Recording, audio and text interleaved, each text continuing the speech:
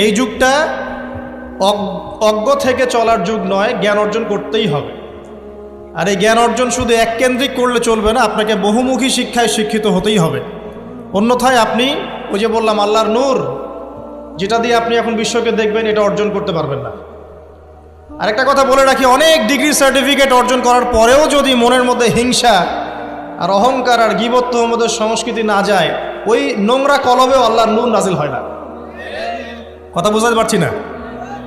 অনেক degree certificate অর্জন করেছেন, তো মনের মধ্য থেকে এখনো হিংসাই যায় নাই, এখনো গীবত তহমতের সমালোচনার সংস্কৃতিই বর্জন করতে পারেন নাই, এখনো খোলা মনে সবাইকে ভাই মনে করতে পারছেন না। সংকীর্ণ মন, একটা ছোট মন নিয়ে ছোট লোকের মতো আপনি চলাফেরা করেন, এই মন নিয়ে চললে আল্লাহর নূর নাজিল হবে না। আল্লাহর নূর পেতে হলে মনটা প্রশস্ত হতে হবে, নিরহংকারপূর্ণ হতে হবে, কারো প্রতি হিংসা নাই, কারো প্রতি বিদ্বেষ নাই, কেউ আমার শত্রু না, মুসলিম ভাইরা সবাই আমার ভাই। উদার একটা যখন মন মানসিকতা থাকবে, নিরহংকারপূর্ণ মন থাকবে, জ্ঞান অনুযায়ী আমল হবে, সেজদায় কান্নাকাটি করবেন, আল্লাহর নূর চলে আসবে ইনশাআল্লাহ। আর এগুলো আসলে এখনকার সায়েন্স দিয়ে আমি ব্যাখ্যা করতে পারবো না, এগুলো আধ্যাত্মিক কথাবার্তা। আমাদের বাহ্যিক এই জগতের বাইরেও কিন্তু একটা জগৎ আছে, আমি মনে হয় বুঝাতে পারছি না। বারাকা, আল্লাহ পাকের বরকতকে দেখেছেন কখনো চোখ দিয়ে? আল্লাহ পাকের বরকত বলে একটা কথা আছে না? আছে না? আচ্ছা, বরকত কি জিনিস আপনি কি চোখে দেখতে পারেন? এমন একজন সালাফের কথা পড়লাম, যিনি 40 বছর বেঁচে ছিলেন। কত বছর? 40 বছর। এই 40 বছরে তিনি প্রায় 300টা বই লিখেছেন। কয়টা? 300টা। এখন বলেন, আমরা এখানে যারা বসে আছি অনেকেই 40 পার করে ফেলছি না? আমরা এই 40 বছরে কিছু করতে পেরেছি? এই 40 বছরে একটা মানুষ 300টা বই লিখতে পারে? তাহলে আমরা বুঝতে পারছি যে তাদের সময়ের যে বরকত আর আমাদের হায়াতের বরকত এক না। বরকত সম্পূর্ণ ভিন্ন জিনিস, যেটা আমরা চাক্ষুষ দেখা জ্ঞান দিয়ে বিশ্লেষণ করতে পারবো না। পারবো না। আরও বোঝাচ্ছি, দেখুন রাসূলুল্লাহ সাল্লাল্লাহু আলাইহি ওয়াসাল্লাম সারাদিনে কত কাজ করতেন। তাহাজ্জুদ পড়তেন, শেষ রাত্রে উঠতেন, রাতের এক অংশ ঘুমাতেন, আরেক অংশ উঠতেন, উঠে তাহাজ্জুদে নামাজ পড়তেন, লম্বা কেরাত, মানে এক রাকাতে প্রায় 4 পারা কোরআন তেলাওয়াত করেছেন। এক রাকাতে 4 পারা। আমরা তো 4টা আয়াত পড়লেই একদম তাড়াতাড়ি রুকু করতে হবে, দাঁড়ায় থাকতে পারতেছি না। তাই নামাজ তো ডিজিটাল, এখন যুগের সাথে সাথে নামাজও কি ডিজিটাল। অনেক মসজিদে নামাজ পড়লে মনে হয় ইমাম সাহেব পেশাব পায়খানা চাপ নিয়ে নামাজ পড়াচ্ছে মনে হয়, তাড়াতাড়ি নামাজ শেষ করতে পারলে বাঁচে। আবার দেখা যায় মাঝে মাঝে যে নামাজ মানুষ পড়াচ্ছে, পড়তেছে না, মানে নামাজ পড়ানোর দায়িত্ব সে পালন করছে, নামাজ নিজে পড়তেছে না। তো এই ডিজিটাল নামাজ না। নবী সাল্লাল্লাহু আলাইহি ওয়াসাল্লাম এক রাকাতে 4 পারা কোরআন তেলাওয়াত করেছেন, প্রায় 4.5 পারা তাহাজ্জুদের নামাজে। তখনই তো গিয়ে পা ফুলবে। এই যে পা ফুলতো, এমনি এমনি পা ফোলে? কতক্ষণ দাঁড়ায় থাকলে একটা মানুষের পা ফোলে?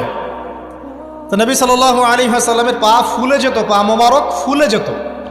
লম্বা সালাত পড়তেন, সালাতের পরে আবার কিছুক্ষণ ডান কাতে শুয়ে থাকতেন সুন্নত পড়ে।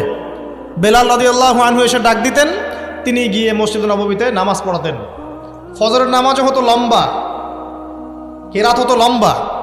নামাজের পরে আবার সাহাবীদের সাথে কথাবার্তা বলতেন, দ্বীনি বিষয়ে মোজাকারা করতেন। তারপরে ইশরাকের নামাজ পড়তেন, চাশতের নামাজ পড়তেন, পরিবারের দেখাশোনা করতেন, দিন প্রচার করতেন, রুজি রুটির ব্যাপার ছিল। এই সারাদিন যে এতগুলো কাজ তিনি করতেন, একদিনে একটা মানুষ এত কাজ করতে পারে? তো নবী সাল্লাল্লাহু আলাইহি ওয়াসাল্লামের জীবনের বরকত আমার জীবনের বরকত কি সমান? তাহলে বলেন, বরকত কি আমি চাক্ষুষ জ্ঞান দিয়ে প্রমাণ করতে পারবো? এরকম অনেক বিষয় আছে ইসলামে যেটা চাক্ষুষ জ্ঞান দিয়ে প্রমাণ করা যায় না। কবরের আযাব দেখেছেন? কেউ কি প্রমাণ করতে পারবে? আপনি কি ফেরেশতাকে দেখেছেন যারা এখন এখানে ঘিরে রেখেছে জায়গাটা? এই জায়গাটা কি ফেরেশতারা ঘিরে রাখে নাই? আল্লাহ রসুল কি সেই কথা বলেন নাই? কিন্তু আমরা কি প্রমাণ করতে পারবো এখন? আপনি চাক্ষুষ জ্ঞান দিয়ে পারবেন না। কবরের আযাব প্রমাণ করতে পারবেন না। স্বপ্ন মাঝে মাঝে দেখেন, সত্য হয় কি হয় না? মুমিনের স্বপ্ন সত্যি হবে কি হবে না? আখিরুজ জামানে মুমিনের স্বপ্ন বেশি বেশি সত্য হবে। তো সত্য স্বপ্নের কি ব্যাখ্যা দিবেন? কোনো ব্যাখ্যা নাই। আপনি কি জান্নাত জাহান্নাম দেখেছেন? দেখেন নাই। মিজান পুলসিরাত দেখেছেন? রূহ, আপনার শরীরে একটা রূহ আছে, আত্মা, এটা কি দেখেছেন? এখন এই যে বিষয়গুলো দেখা যায় না, আধ্যাত্মিকত্ব, বারাকা, আল্লাহর নূর, কবরের আযাব, পরকাল, ফেরেশতা, জিনজাতি, তো এগুলোকে আমরা তো বাহ্যিক জ্ঞান দিয়ে ব্যাখ্যা করতে পারবো না, পারবো? তাই বলে কি এগুলোর অস্তিত্ব নাই? বলেন, এগুলোর অস্তিত্ব আছে কি নাই? যদি এগুলোর অস্তিত্ব কেউ বিজ্ঞান দিয়ে প্রমাণ করতে চায়, পারবে? যুক্তি দিয়ে প্রমাণ করতে চাইলে পারবে? কোনো দর্শন দিয়ে প্রমাণ করতে চাইলে পারবে? পারবে না। তাহলে এখানে একটা বিষয় হচ্ছে, আল্লাহর পক্ষ থেকে যা নাজিল হয়েছে চোখ বন্ধ করে বিশ্বাস করতে হবে। এখন এই চোখ বন্ধ করে বিশ্বাস করলে পরে মানুষ আপনাকে বলবে ধর্মান্ধ, কি বলবে? এবং ইসলামের এই মৌলিক বিষয়গুলোকে যদি আপনি চোখ বন্ধ করে মেনে চলেন, এখনকার বিশ্বের মানুষ আপনাকে বলবে আপনি মৌলবাদী।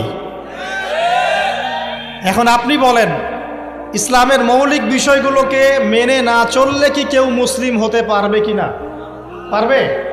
তাহলে পরিপূর্ণ মুসলিম হতে হলে আমাকে মৌলবাদী হতে হচ্ছে কি না? আমি এটা দিয়ে কি বুঝাচ্ছি? বুঝাচ্ছি আল্লাহ পাকের নাজিল করা প্রতিটা বিষয়কে চোখ বন্ধ করে মানতে হবে। কিছু বিষয় আমার বুঝে আসবে, কিছু বিষয় আমার বুঝে নাও আসতে পারে। এখন যতগুলো বিষয় বললাম একটাও কি ব্যাখ্যা করতে পারবেন? কিন্তু এগুলো আপনাকে মানতেই হচ্ছে, কারণ আপনি মুসলিম। আল্লাহ বলেছেন, রাসূল বলেছেন, আমি মেনেছি। এখন আমার জ্ঞান কি আল্লাহ এবং তার রাসূলের জ্ঞানের চেয়ে বেশি না কম? এই পুরো মহাবিশ্ব যিনি পরিচালনা করছেন তার জ্ঞান বেশি না আমার জ্ঞান বেশি? এই পুরো মহাবিশ্বে শত কোটি গ্যালাক্সি আছে, এক একটা গ্যালাক্সিতে হাজার হাজার সৌরজগৎ আছে।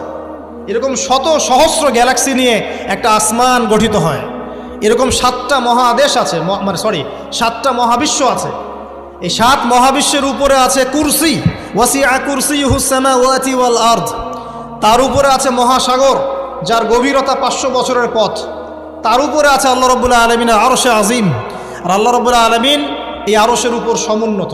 সেই মহান আল্লাহকে আমরা বলি আল্লাহু আকবার। কি বলি? এই যে আল্লাহু আকবারের মর্ম বুঝলেন? এখন এই বিশাল সত্তা আল্লাহু আকবার, আল্লাহ পাক সবচেয়ে বড়, এই সর্বোচ্চ সত্তার জ্ঞান বেশি না আমার জ্ঞান বেশি? তার পক্ষ থেকে যখন কোরআন এবং হাদিস নাজিল হচ্ছে, আমাকে তো চোখ বন্ধ করেই মানতে হবে, নাকি আমি যুক্তি দিব? হ্যাঁ, কিছু বিষয় আমার বুঝে আসবে, কিছু বিষয় আমার বুঝে নাও আসতে পারে। কিছু বিষয় আমি সায়েন্স দিয়ে প্রমাণ করতে পারবো, কিছু নাও পারতে পারি। কিছু আমি দর্শন দিয়ে প্রমাণ করতে পারবো, কিছু নাও পারতে পারি। যেগুলো পারছি না সেগুলো আমার বা আমাদের জ্ঞানের সীমাবদ্ধতা। কথা কি বুঝতে পারছেন? এটা আল্লাহ পাকের জ্ঞানের বা আল্লাহ পাকের ওহির কোনো ত্রুটি নয়। আল্লাহর ওহির কোনো ত্রুটি আছে? এটা আমার জ্ঞানের সীমাবদ্ধতা। আসেন সামনে যাই। যে কথাটা বলতে গিয়ে এদিকে আসলাম, দেখুন এমন অনেক বিষয় আছে যেগুলো আমরা খালি চোখে ব্যাখ্যা করতে পারবো না। আমরা যে যুগটাকে আইয়ামে জাহিলিয়াত বলছি, ওই যুগটাতে